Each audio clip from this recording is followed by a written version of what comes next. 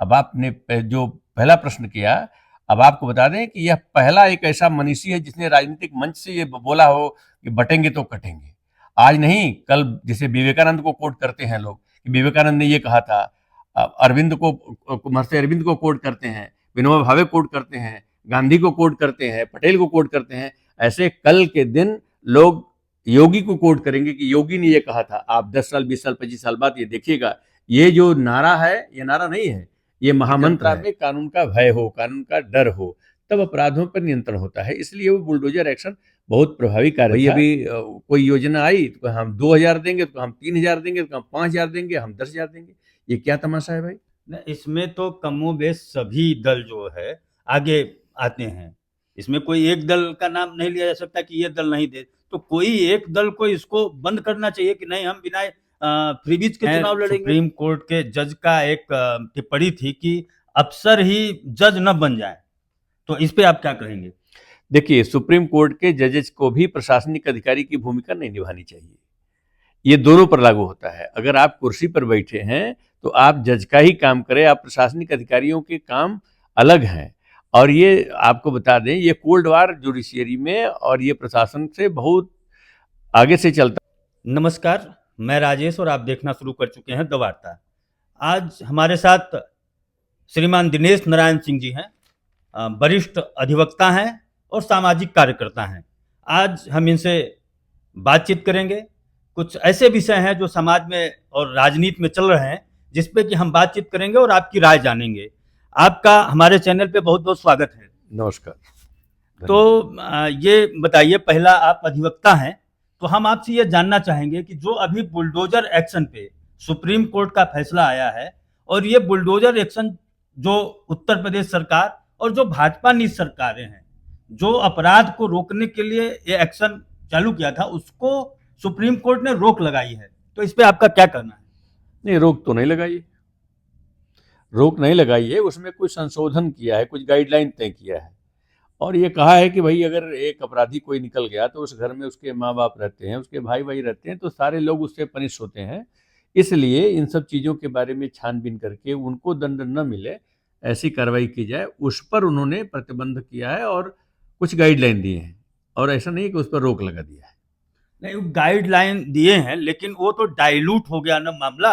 अभी तक क्या था कि डायरेक्ट बुलडोजर एक्शन होता था, क्योंकि कोई भी जब अपराधी बनता है तो उसके घर का उसको निश्चित सपोर्ट मिलता है। और आपको क्या लगता था कि प्रदेश में इससे कानून व्यवस्था संभली थी? बिल्कुल संभली थी, बिल्कुल संभली थी, उसमें कोई दो राय नहीं है कि संभली थी। और लोगों के अंदर भय व्याप्त था। और देखिए, कानून के 3 अंग होते हैं। अगर किसी कानून के बारे में आप समझेंगे तो कानून में एक तो नियम कानून होता है, जो लिखा पढ़ी में होता है, जिसको आप आईपीसी, सीआरपीसी तमाम ये कानून जानते हैं, वो जानते हैं। इसकी अवज्ञा होनी चाहिए, डिसोबे होना चाहिए, जनता द्वारा इसकी अवज्ञा हो, इसका पालन न हो, और इसके प्रति फिर सैंक्शन हो, उनको दंड हो इसके प्रति। तो 3 चीज़ों के बिना अगर कानून कितना भी सख्त हो, लेकिन उसके पीछे दंड ना हो, तो वो बेकार हो जाता है। अब दंड का पालन न्यायपालिका भी करती है और ये जो कार्यपालिका भी करती है। कार्यपालिका से जो प्रीवियस एक्शन होते हैं उसके फिर आगे पर दंड नहीं हो पाते, आगे फिर अपराध नहीं हो पाते। इसलिए वो जरूरी होता है कि जनता में कानून का भय हो, कानून का डर हो, तब अपराधों पर नियंत्रण होता है। इसलिए वो बुलडोजर एक्शन बहुत प्रभावी कार्य था। लेकिन अगर मानवता के आधार पर सुप्रीम कोर्ट ने कोई दिया है तो उसका भी पालन सरकार करेगी, उसमें कोई दो राय नहीं। नहीं, आप ठीक कह रहे हैं। सुप्रीम कोर्ट के जज का एक टिप्पणी थी कि अफसर ही जज न बन जाए, तो इस पे आप क्या कहेंगे? देखिए, सुप्रीम कोर्ट के जजेस को भी प्रशासनिक अधिकारी की भूमिका नहीं निभानी चाहिए। ये दोनों पर लागू होता है। अगर आप कुर्सी पर बैठे हैं तो आप जज का ही काम करें, आप प्रशासनिक अधिकारियों के काम अलग हैं। और ये आपको बता दें, ये कोल्ड वार जुडिशियरी में और ये प्रशासन से बहुत आगे से चलता है, आज से नहीं चलता है। हम लोग जब पढ़ते थे तो हम लोगों को भी पढ़ाया जाता था, कलरेबुल लेजिस्लेशन का एक चैप्टर हुआ करता था, इसमें आपस में द्वंद्व होते हैं। कार्यों का निर्धारण बिल्कुल कोई डेडलाइन नहीं है कि आप यहाँ तक काम करेंगे, वो यहाँ तक काम करेंगे। कोई एक ऐसी सीमा रेखा नहीं है कि आप इसको नहीं लाएंगे कि आप उसको नहीं लाएंगे, इसका अभाव है। इसलिए प्रशासनिक कार्रवाई भी आवश्यक है और न्यायिक कार्रवाई भी आवश्यक है। नहीं, अभी जैसे आप कहे कि दंड की आवश्यकता है, तो हमें लगता है कि जो बलात्कार के लिए दंड है वो सबसे कठोर दंड है, लेकिन आज भी आप समाचार पत्रों में आम देखते हैं कि रोज का रोज 2-4 कहीं न कहीं बलात्कार, तो ये दंड से कैसे रुकेगा अपराध? देखिए, न्यायपालिका का जो न्याय है, वह दूसरे प्रकार का न्याय है। वह जस्टिस अकॉर्डिंग टू एविडेंस है, साक्ष्य के आधार पर न्याय। और साक्ष्य के आधार पर न्याय जो होगा, तो आप जान सकते हैं कि साक्ष्य मैनिपुलेट किए जा सकते हैं, बनाए जा सकते हैं। तो साक्ष्य गढ़े जाते हैं, इसलिए उसमें अपराधी छूट जाता है। वो जानता है कि आज जाएंगे, छूट जाएंगे। लेकिन जो प्रशासनिक व्यवस्था में जो सत्य के आधार पर न्याय होता है कि कोई अमुक व्यक्ति ने अमुक व्यक्ति को मारा, एकदम क्लियर है, और वह जब सामने प्रकाश में आता है, उसके खिलाफ जब एक्शन होता है, तो सत्य के आधार पर न्याय होता है। तो जस्टिस अकॉर्डिंग टू ट्रुथ और जस्टिस अकॉर्डिंग टू एविडेंस, ये दोनों अलग अलग चीजें हैं। और जस्टिस अकॉर्डिंग टू ट्रुथ होना चाहिए, एविडेंस नहीं। तो आप ये कह रहे हैं कि जो संवैधानिक व्यवस्था इस समय कोर्ट की है, उसको जस्टिस अकॉर्डिंग ट्रूथ, तो जो अभी भारतीय न्याय संहिता आई है, क्या उस पे आपके जो जस्टिस अकॉर्डिंग ट्रूथ पे काम कर रही है? अभी उसको जल्दी से जल्दी जनता को न्याय पहुंचाने की ये व्यवस्था दी गई है। वो अकॉर्डिंग टू ट्रुथ नहीं है, अकॉर्डिंग टू एविडेंस ही है। इसमें कोई बात नहीं है। और आप एक कहानी बचपन से ही हम लोग सुनते आए हैं, आप भी सुने होंगे कि जज साहब के सामने भी अगर मर्डर हो जाए तो वो फांसी नहीं दे सकते, वो उसमें गवाही चाहिए। तो जब ये जज साहब अपनी आंखों से देखने के बाद भी अगर दंड नहीं दे सकते, तो कैसा न्याय? हाँ, चलिए दूसरे प्रश्न की तरफ बढ़ते हैं कि मुख्यमंत्री जी का नारा है, उत्तर प्रदेश के मुख्यमंत्री जी ने नारा दिया एक, जो अभी मीडिया में बड़ा तेजी के साथ चल रहा है और पूरे देश में इसकी चर्चा है, क्योंकि महाराष्ट्र में और झारखंड में भी अभी चुनाव हो रहा है कि बटोगे तो कटोगे। इस पे जो एक धर्म विशेष के लोग हैं वो डरे हुए हैं, लेकिन इस पे आपका क्या कहना है?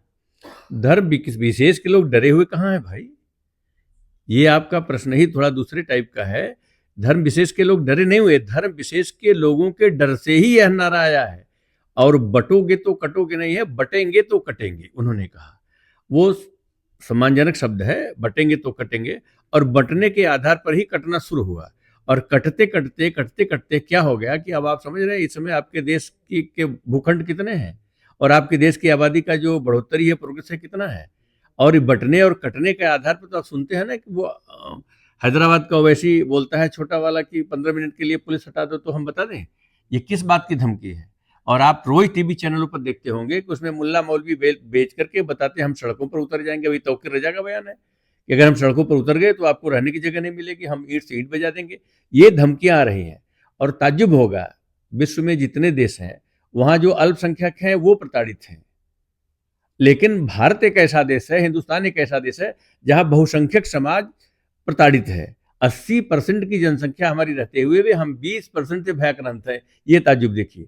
और उसका कारण है कि हम सनातनी हैं, हम हिंदू हैं, हम धर्म को मानते हैं, हम शुचिता को मानते हैं, हम सहिष्णुता को मानते हैं, हम दयालुता को मानते हैं, हम परोपकार को मानते हैं, हम उसमें जीते हैं, हम चींटी को भी आटा खिलाते हैं। ये हमारा धर्म रहा है, इसलिए हम उस तरह के नहीं हैं। लेकिन आज अब अपने अस्तित्व की बात आ गई है, उसमें एकता और संघे शक्ति कल जुगे, उसमें एक साथ अगर हम रहेंगे, बटेंगे नहीं, तो हमारी शक्ति रहेगी और हम एक जगह एक सरकार चुनेंगे जो अपने अनुकूल होगी। इसलिए उन्होंने कहा है कि अगर बटोगे तो ऐसी सरकारें आएंगी जिसमें आप काटे जाओगे।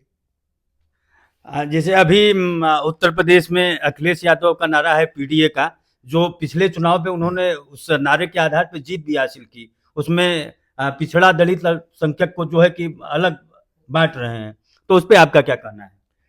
आप जिसका नाम ले रहे हैं वह वर्तमान का औरंगजेब है, और इस पूरे देश में वह इस्लामीकरण के लिए कटिबद्ध है। उसकी टोपी आप देखिए, उसको कभी आपको लगता है वो तो यादव सिंबल दुर्घटना है कि वो यादव के यहाँ पैदा हुआ है?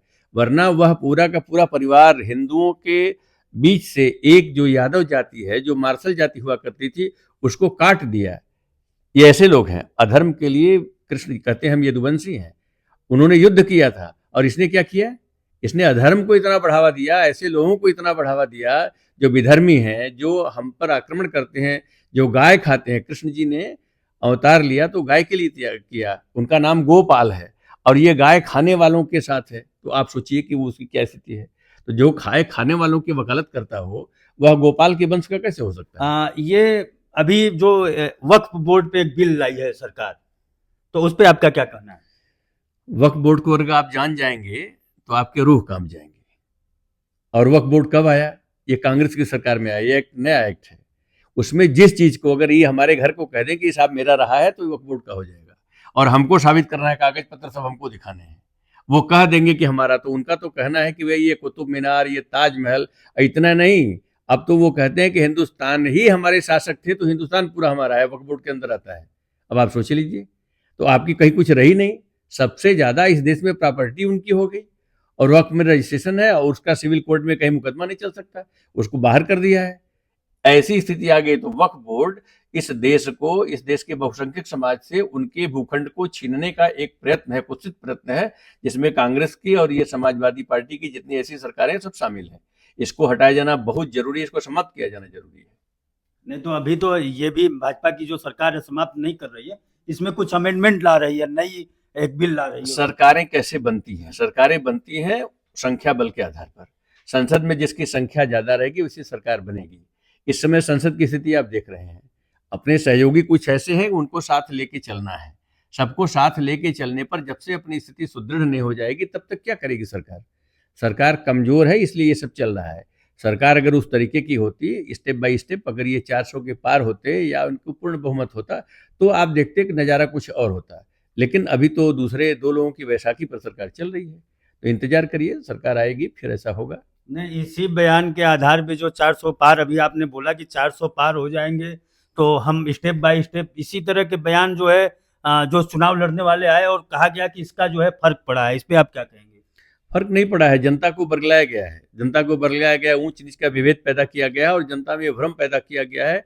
ये आएंगे तो सब आरक्षण खत्म कर देंगे, ये आएंगे तो संविधान खत्म कर देंगे। अभी भी आप देख रहे हैं, वो जो विदेशी नागरिक है जिसका नाम राहुल बिंसी है, वह लेकर संविधान टहल रहा है। उसको पता नहीं, संविधान में भी पूछा तो कि भाई संविधान में कितने पन्ने हैं, कितने आर्टिकल हैं, उसको कुछ अता पता नहीं। संविधान खत्म कर देंगे, संविधान खत्म कर देंगे। और संविधान खत्म किसने किया? जितने संविधान संशोधन हुए हैं, उसमें अधिकतम संविधान संशोधन कांग्रेस के शासनकाल में हुए हैं।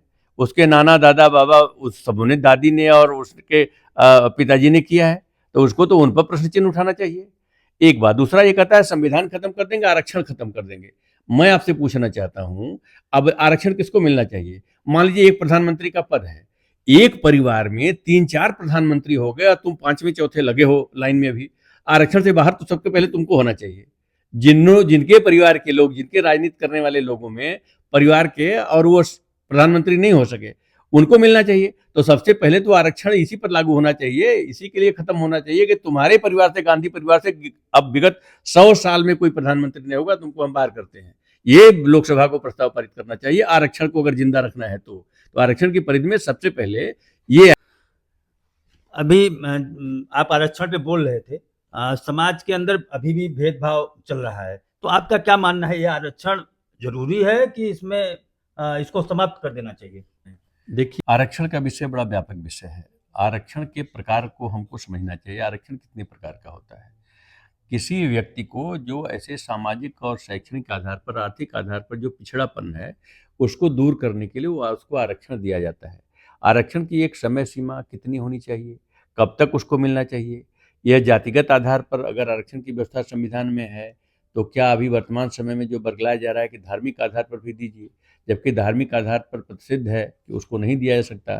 तो आर्थिक आधार पर तब तक उनकी उन्नति नहीं होती जब तक वो समाज में बराबरी का दर्जा नहीं पा जाते। इस आधार पर आरक्षण की व्यवस्था की गई है। और आरक्षण की व्यवस्था करने में अब आप समझिए कि बच्चा जब गर्भ में आ जाता है, तब से लेके उसको माँ को पुष्टाहार देने से लेकर के और अंतिम तक उसके दाह संस्कार तक की 42 योजनाएं सरकार में इस समय चल रही हैं। वो सब आरक्षण के प्रकार ही हैं जो उनके उन्नत के लिए, उनको खुशहाल जीवन जीने के लिए उनको दिया जाता है। उनके पढ़ाई में, लिखाई में जितनी भी सब्सिडी, जितनी भी छूटें, जितनी भी मुफ्त योजनाएं चल रही हैं, वो सब है। लेकिन इसका दुरुपयोग ये हो रहा है कि सरकार बनाने के लिए चाहे जो भी हो, सब बढ़ चढ़ के घोषणाएं कर रहे हैं, और वह एक तरीके से ये कहा जाए कि वोट की खरीद फरोख्त हो रही है आरक्षण के बहाने। इस पर प्रतिबंध लगना चाहिए।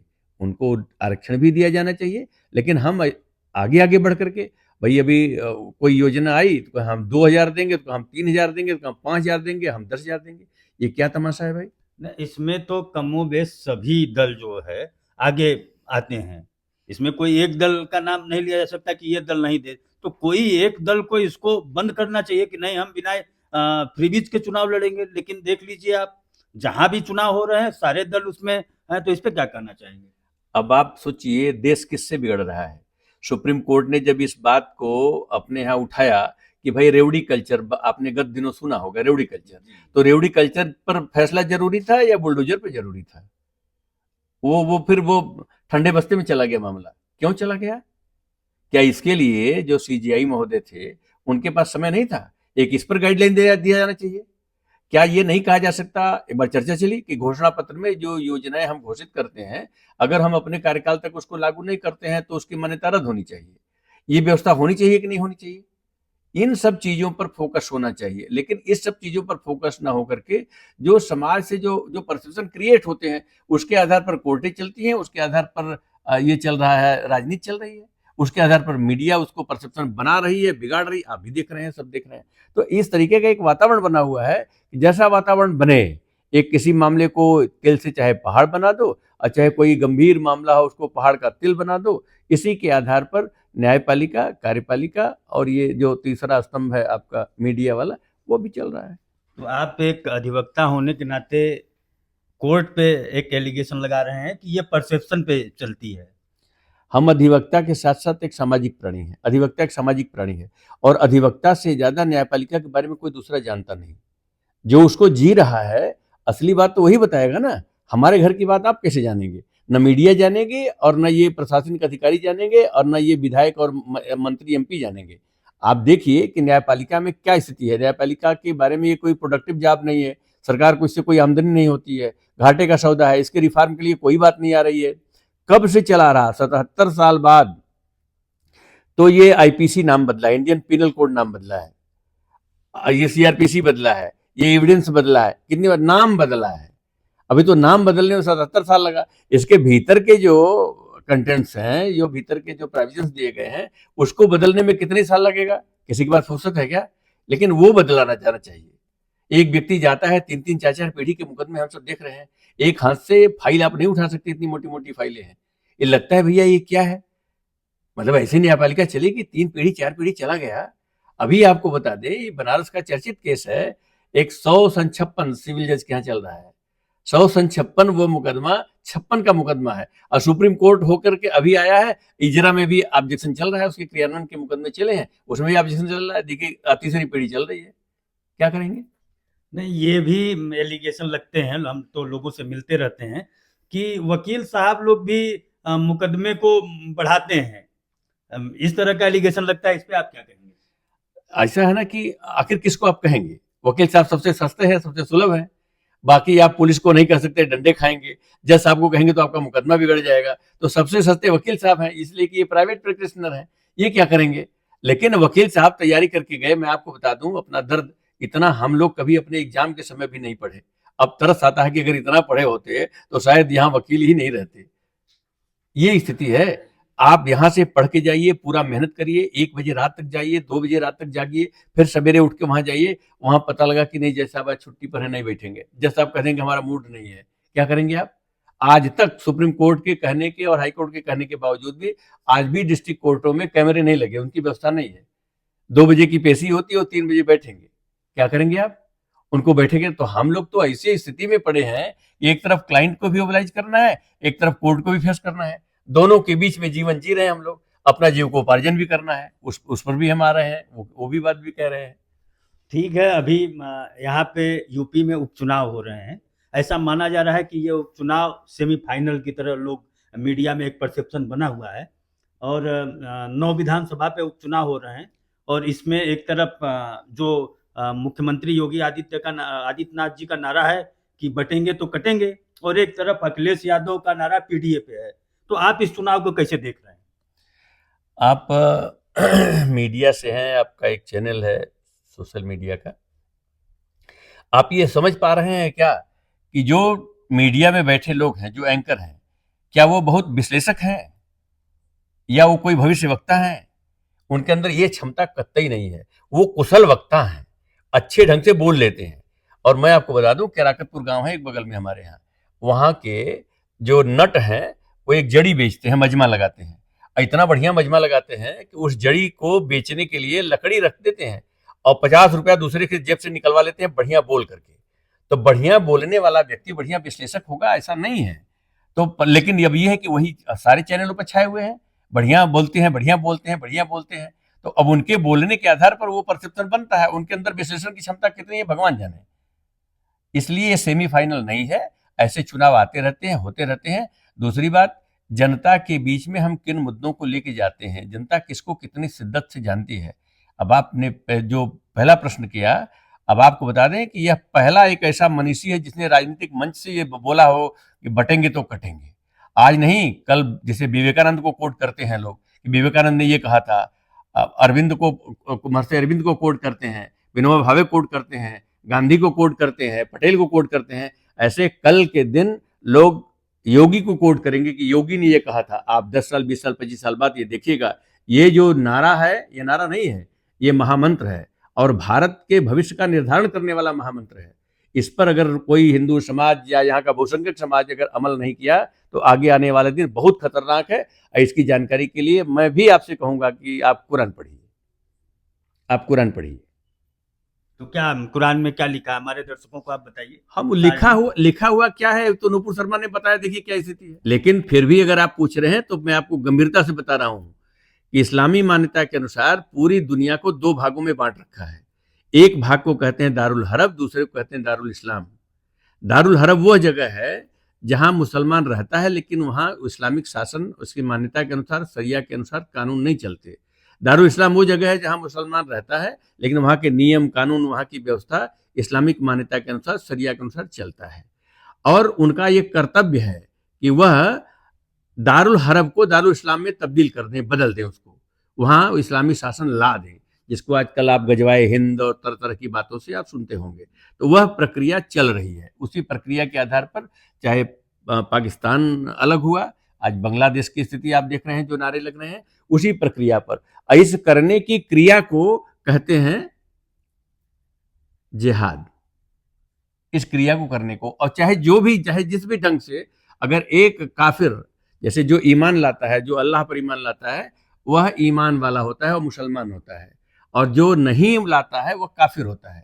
काफिर को ईमान लाने वाले में बदल दो अथवा दुनिया से हटा दो, यही है फंडा। अच्छा, तो ये फंडा है। तो आखिर इसका उपाय आपके समझ में क्या आता है? इस देश में क्या करना चाहिए? मुसलमानों के साथ कैसा व्यवहार करना चाहिए? या तो आपके हिसाब से कि अगर वो दारुल हरब में है, दारुल इस्लाम में बदल रहे हैं, तो उनके साथ क्या करना चाहिए? अभी आपको एक उदाहरण मैं और बता दूं। आप सब लोग जानते हैं, दूसरे के मुंह से उगलवाने का प्रयास करते हैं। अगर 100 घर हिंदुओं का है, वहां एक मुसलमान सुरक्षित है, उसको कोई खतरा नहीं है। लेकिन जहां 100 घर मुसलमानों का है, वहां एक हिंदू असुरक्षित है। क्या कारण है? क्या कारण है? आप इसकी तफ्तीश करिए कि किन कारणों से 100 घर मुसलमानों के बीच में एक हिंदू असुरक्षित है। कौन से कारण हो सकते हैं और कौन से ऐसे कारण होते हैं, कौन से ऐसी विशेषताएं हो सकती हैं, कौन से ऐसे सद्गुण हो सकते हैं जिसमें 100 हिंदुओं के बीच में एक मुसलमान सुरक्षित है। लेकिन हम ये जानना चाहते हैं कि मुसलमानों के साथ इस देश में कैसा व्यवहार होना चाहिए, क्या होना चाहिए उनके साथ? व्यवहार अगर होता तो जब जन्म संग्रह कराया गया, अभी सियालकोट देख ना, सियालकोट हिंदू बहुल था, 90% लोग सियालकोट में हिंदू थे और ये कहा भी गया कि इसको हिंदुस्तान में रखना चाहिए। लाहौर से उसकी दूरी, इस्लामाबाद से उसकी दूरी ज्यादा है और यहाँ जम्मू से उसकी दूरी 40-45 किलोमीटर है, सटा हुआ बॉर्डर पर का है। लेकिन आज वहां देखिए क्या स्थिति है। और जब देश आजाद हुआ 20% हिंदू थे पाकिस्तान में, और बांग्लादेश में तो और ज्यादा थे। आज वहां संख्या 2% हो गई है। कहां चले गए? आकाश खा गया, धरती निकल गई। इसका कारण तो जानिए, क्यों हिंदू अल्पसंख्यक होता जा रहा है जहां ऐसे इस्लामी कंट्री जिनको बना दिया गया है। इन सब को आधार पर अगर हिंदुस्तान को हिंदुओं के लिए मात्र एक देश बचा हुआ है, इसमें अगर वो कानून आया, एनआरसी आ रहा है, अगर वो इस तरीके से भाई जो जहाँ प्रताड़ित होते हैं अल्पसंख्यक, अगर वो यहाँ करके, वो भी 5 हैं, सिख हैं, उसमें ईसाई हैं, उसमें हिंदू भी हैं, अगर आते हैं तो उनको नागरिकता दी जाए। क्या है तोबा मचा, उसमें क्या जा रहा था उनका। और हमारे यहाँ क्या है, आज तक पहचान नहीं हो पाई कि रोहिंग्या कितने हैं, आज तक नहीं पहचान हो पाई कि बांग्लादेशी कितने हैं। ये धर्मशाला बना हुआ है। तो हिंदू तो विशेषता, हिंदू को अगर कुछ करना होता तो उनको रहने देता क्या? हिंदू तो गले लगाया। जन्म संग्रह जब हुआ तो 85% जो हिंदुस्तान के मुसलमान थे वो पाकिस्तान को अलग होने पर वोट किए, लेकिन रहने के लिए जब चॉइस पूछा गया तो हिंदुस्तान को चॉइस किए। जब तुमको हिंदुस्तान में रहना था तो फिर वहां क्यों गए? इसलिए वो नारा देते हैं कि लड़के लिया है पाकिस्तान, हंस के लेंगे हिंदुस्तान, ये नारा है। नहीं, हम सुनते हैं कि वो कहते हैं मुसलमान ज्यादा कि हम बाई चॉइस हैं और हमने तो पाकिस्तान को छोड़ दिया। इस पे आप क्या करना चाहते हैं? कहते हैं कि बाई चॉइस रह रहे हैं। बाई चॉइस है? बाई चॉइस नहीं है, अपने धर्म का पालन कर रहे हैं। बाई चॉइस है तो आप लड़ क्यों रहे हैं? बाई चॉइस है तो ये हिंदुस्तान है, लड़ क्यों रहे हैं? अब बाई चॉइस तो वहां भी रह गए थे हिंदू, वो कहाँ चले गए? एक बार भी यहाँ के इमामों ने, यहाँ के मौलानाओं ने कोई मीटिंग करके कहा कि पाकिस्तान में हिंदू का उत्पीड़न बंद होना चाहिए? एक भी यहाँ मीटिंग, अभी बांग्लादेश में उत्पीड़न हो रहा है, लगातार मंदिर तोड़े जा रहे हैं, माँ बेटियों की इज्जत के साथ खिलवाड़ किया जा रहा है, वहां कत्लेआम हो रहा है, वहां के लोग त्यागपत्र इस्तीफा दे करके भाग रहे हैं। तो एक बार भी कोई ऐसी मीटिंग हुई, किसी ऐसी कोई मजलिस ऐसी लगी कि भाई वहां ये बंद होना चाहिए? उनका कर्तव्य होता है ना कि वो रोकें। आप वहां बहुसंख्यक है तो आप वहां बोलिए कि भाई चूंकि हमारी जाति के, हम भी मुसलमान है, भारत का मुसलमान आपसे अपील करता है कि वहां हिंदू का उत्पीड़न बंद होना चाहिए। आपने संसद से लेकर सड़क तक कोई आंदोलन देखा क्या? तो ये चरित्र है उनका। इस हिंदुस्तान को दारुल इस्लाम में तब्दील कर देने का काम है। और मुस्लिम लीग जिसके आधार पर पाकिस्तान का बंटवारा हुआ, हिंदुस्तान में आज भी चुनाव लड़ती है और उसका संबंध है, वो गठबंधन है कांग्रेस से। ठीक बात है। देखिए, अभी हम श्री दिनेश नारायण सिंह जी के साथ थे, जो वरिष्ठ अधिवक्ता हैं, सामाजिक कार्यकर्ता हैं, और इन्होंने प्रश्नों का जवाब दिया। आपको ये बात कैसी लगी, कमेंट के माध्यम से आप भी बताइए। आप देखते रहिए द वार्ता। धन्यवाद।